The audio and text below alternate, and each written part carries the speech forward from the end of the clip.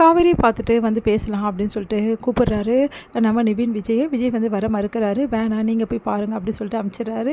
இங்கே வந்து காவேரியை சமாதானப்படுத்தி நிவின் வந்து வீட்டுக்கு கூட்டிகிட்டு போகிறாரு. இங்கே எல்லாரும் காவேரி இந்த மாதிரி லேட்டாக வர்றதால மனசு கஷ்டப்பட்டு அழறாங்க. அவங்க அம்மா எல்லாருமே வந்து காவேரிக்கு வந்து இதுக்கப்புறம் நாங்கள் வந்து உங்ககிட்ட சண்டை போட மாட்டேன் இப்படிலாம் பண்ணிட்டாதுன்னு சொல்லிட்டு அவங்க அம்மா சொல்லிடுறாங்க. அதனால் காவேரி கொஞ்சம் நிம்மதி அடைகிறாங்க. அடுத்து வந்து காவேரி ஸ்கூலுக்காக கிளம்பிட்டுருக்காங்க. எங்கே வந்து ஸ்கூலில் வந்து பார்க்குறாங்க. பார்த்தா வந்து நம்ம வந்து குட்டி பாப்பா வரவே வரல.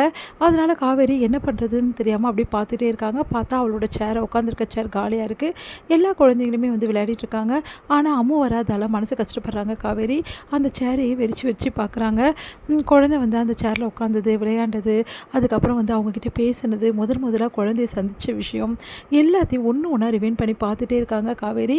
அவங்க மனசு ஃபுல்லாகவே அம்மாவை தேடுது. அம்மு எவ்வளோ சீக்கிரமாக என்கிட்ட வந்து ஒட்டிக்கிட்டா. இப்போ வரைக்கும் அவள் இல்லாமல் என்னால் ஒரு நிமிஷம் கூட யோசிச்சு பார்க்க முடியல. அவள் இன்றைக்கி வராத ஒரு நாள் எனக்கு எவ்வளோ கஷ்டமாக இருக்குது அப்படின்னு சொல்லிட்டு யோசிச்சுட்டே இருக்காங்க. ஆனால் வந்து இது தொடருமா? ஒருவேளை அம்மா வந்து ஸ்கூலுக்கு வர விடாமல் எதாவது பண்ணிவிடுவாரா? சேச்சா அப்படிலாம் எதுவும் நடக்காது. இன்றைக்கி வரல போட்டிருக்கு. ஃபோன் பண்ணி கேட்டாலும் வந்து அவர் ஏன் ஃபோன் பண்ணிங்கன்னு கேட்பாரே. இப்போ எப்படி தெரிஞ்சுக்கிறது ஏன் அம்மா வரலன்னு சொல்லிட்டு ஸ்கூலுக்கு அப்படின்னு சொல்லிட்டு யோசிக்கிறாங்க. இங்கே வந்து ஹெட்மிஸ்டர் கிட்ட வந்து கேட்குறாங்க, மிஸ் ஏதாவது வந்து அம்மா வரலன்னு ரீசன் ஏதாவது சொன்னாங்களா ஃபோன் பண்ணி? இல்லை ஏதாவது நீங்கள் தானே கிளாஸ் மிஸ் உங்ககிட்ட தானே சொல்லியிருப்பாங்க. இல்லை எனக்கு எதுவும் வரல, எங்களுக்கும் எதுவும் தெரியாதுங்க அப்படின்னு சொல்லிட்டு எல்லாரும் சொன்னோன்னே யோசிக்கிறாங்க காவேரி. இங்கே வந்து அம்மா வந்து நம்ம விஜய்கிட்ட வந்து கேட்குறாங்க, அப்பா நான் ஸ்கூலுக்கு போட்டுமா? ஏன்னா மிஸ்ஸை பார்த்து ரொம்ப நாளாயிடுச்சுப்பா, எனக்கு பார்க்கணும் போல் இருக்குப்பா, ஸ்கூல் போனால் மிஸ்ஸை பார்க்கலாம்ல அப்படின்றாங்க. நீ எப்போ ஸ்கூலுக்கு போகணுன்னு நான் வந்து சொல்கிறேன் அம்மு, அது வரைக்கும் நீ ஸ்கூல் போவேணா, இப்போ போய் ட்ராயிங் பண்ணு அப்படின்னோடனே சரிங்கப்பா அப்படின்னு சொல்லிட்டு குழந்தையும் போயிடுறா. அடுத்து வந்து இங்கே என்னாச்சு விஜய் ஸ்கூலுக்கு அனுப்பலையா அம்மாவை அப்படின்னு சொல்லிட்டு தாத்தா கேட்டோன்னே, ஆமாம் இனிமேட்டு அனுப்ப போகிறதில்ல. ஏன்ப்பா இது முடிவு பண்ண? வேறு ஸ்கூல் பார்க்கலான் இருக்கேன்ப்பா தாத்தா, அதனால தான் வேறு ஸ்கூல் பார்த்துட்டோன்னா அம்மா நான் கூட்டிகிட்டு போய் விடுறேன். விஜய் நீ ரொம்ப அவசரப்படுறியோன்னு தோணுதுப்பா. இல்லை தாத்தா நல்ல தீர்க்கமான முடிவு தான் நான் பண்ணியிருக்கேன். காவேரிக்கு தொல்லையாகவும் இடைஞ்சலாகவும் நான் இருக்க விரும்பலை. பாவம் தாத்தா அவள் ரொம்ப கஷ்டப்பட்டுட்டா. இதுக்கப்புறமாவும் அவள் சந்தோஷமாக வாழட்டும். அவள் சந்தோஷமான வாழ்க்கைக்கு நான் குறுக்கு நிற்க போகிறதில்ல. விஜய் காவேரி உன் ஒய்ஃப்டா, இருக்கட்டும் தாத்தா, அதுக்காக அவள் சந்தோஷத்தை பறிக்க சொல்கிறீங்களா? வேணா தாத்தா, விலகி இருக்கிறதா நல்லதுன்னு எனக்கு தோணிச்சு. இவ்வளோ நாள் வந்து கூடவே இருந்து அவளை கஷ்டப்படுத்தியிருக்கேன்னு இப்போ தான் தாத்தா உணர்றேன். அதனால் இதுக்கப்புறம் விலகி இருக்கலாம்னு முடிவு பண்ணிட்டேன் அப்படின்னோடனே தாத்தா வந்து என்ன சொல்கிறதுன்னு தெரியாமல் தவிக்கிறாரு. இங்கே வந்து காவேரி என்ன பண்ணுறாங்க, வீட்டுக்கு வராங்க. மனசே சரியில்லை காவேரிக்கு. என்னடி என்ன ஆச்சு அப்படின்னோடனே, சரி அது போட்டும் எதனால் இப்படி இருக்க அப்படின்னு கேட்குறாங்க. இல்லைம்மா அது வந்து இன்றைக்கி அம்மா ஸ்கூலுக்கு வரல. ஓ அப்படியா? நான் அப்படி என்னம்மா நீ அப்படியான்னு கேட்குறேன். அம்மா ஸ்கூலுக்கு வரலன்னு ஒரு பதட்டம் இல்லாமல் கேட்குறேன். நான் என்னடி பதட்டப்பட போகிறேன்?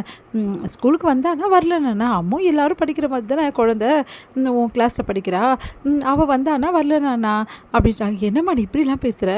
அம்மா வரல, நீ கொஞ்சம் ஃபோன் பண்ணி விஜய் சாருக்கு கேளுமா ஏன் அம்மா வரலன்னு சொல்லிட்டு அப்படின்னோடனே, இங்கே பாரு காவேரி, இதுக்கப்புறமா எக்காரணம் கூட நான் அந்த தம்பிக்கு கால் பண்ண மாட்டேன். ஏம்மா அப்படி சொல்கிற? நான் ஃபோன் பண்ண மாட்டேன்டி. அம்மா ஏன் ஃபோன் பண்ணா தெரியுமா? ஏன்னா விஜய் சார் இதுக்கப்புறமா நானும் உங்கள் வீட்டுக்கு வர மாட்டேன், நீங்களும் எங்கள் வீட்டுக்கு வராதிங்க, இதுக்கப்புறம் நம்ம விலகலாம்னு சொல்லிட்டாருடி அப்படின்னோன்னா அதிர்ச்சி அடைகிறாங்க காவேரி. நீ என்னம்மா சொல்கிற? ஆமாம் நாங்கள் போயிருந்தோம் அப்படி சொல்லிட்டு நடந்த விஷயத்துக்கு எல்லாத்தையுமே வந்து சொல்லிகிட்டே இருக்காங்க. நம்ம வந்து கங்கா அதெல்லாம் கேட்டு காவேரி மனசு வருத்தப்படுறாங்க. இங்கே பாரு காவேரி, நீ ஏன் கவலைப்படுற? இதுக்கப்புறம் உனக்கு எந்த பிரச்சனையுமே கிடையாது. குழந்தை பிரச்சனையும் கிடையாது, அந்த விஜய் பிரச்சனையும் கிடையாது. சந்தோஷமாக இருக்க வேண்டியது தானே அப்படின்னு சொல்லிட்டு அவங்க அக்காவும் தங்கச்சி எல்லாருமே சேர்ந்து சொல்லிட்டு போகிறாங்க. அதெல்லாம் கேட்டு காவேரி மனசு வருத்தப்படுறாங்க. உடனே வந்து என்னம்மா இவ அப்படின்னோடனே, அவளுக்கு வருத்தம் இருக்க தண்ணி செய்யும், குழந்தை பிரிஞ்சு அவளால் இருக்க முடியல, ஆனால் அது வெளிக்காட்டாமல் உட்காந்துருக்கா பார்த்துல, பார்க்கலாண்டி என்ன தான் செய்ய போகிறாளோ அப்படி சொல்லிட்டு போகிறாங்க அவங்க அம்மா. அடுத்து வந்து எங்கள் காவேரி வந்து அப்படியே குழப்பத்திலே இருக்காங்க. ஏன் வந்து இப்படி பண்ணுறாரு, இதுக்கு ஃபோன் பண்ணி பார்க்கலாமா அப்படி சொல்லிட்டு யோசனை பண்ணிட்டு ஃபோனை எடுக்கிறாங்க கையில். குழந்தை எடுக்கணும் ஃபோனை அப்படி சொல்லிட்டு ஃபோன் பண்ணலாம் அப்படி சொல்லிட்டு நினைக்கும் போது கரெக்டாக வந்து ஃபோன் வந்து ஆஃப் ஆகிருக்கு. அதிர்ச்சி அடைகிறாங்க அவர் ஏன் ஃபோன் ஆஃப் பண்ணி வச்சுருக்காரு. சரி மெசேஜ் அனுப்பிச்சு பார்க்கலாமா, மெசேஜும் போக மாட்டேங்குதே, இப்போ என்ன பண்ணுறது? எனக்கு குழந்தைய பார்க்கணும் போல் இருக்குது, இப்போ நான் என்ன தான் பண்ண போகிறேன், என்னால் இருக்க முடியல அவளை பார்க்காம அப்படின்னு துடிக்கிறாங்க காவேரி. என்ன பண்ண தெரியாமல்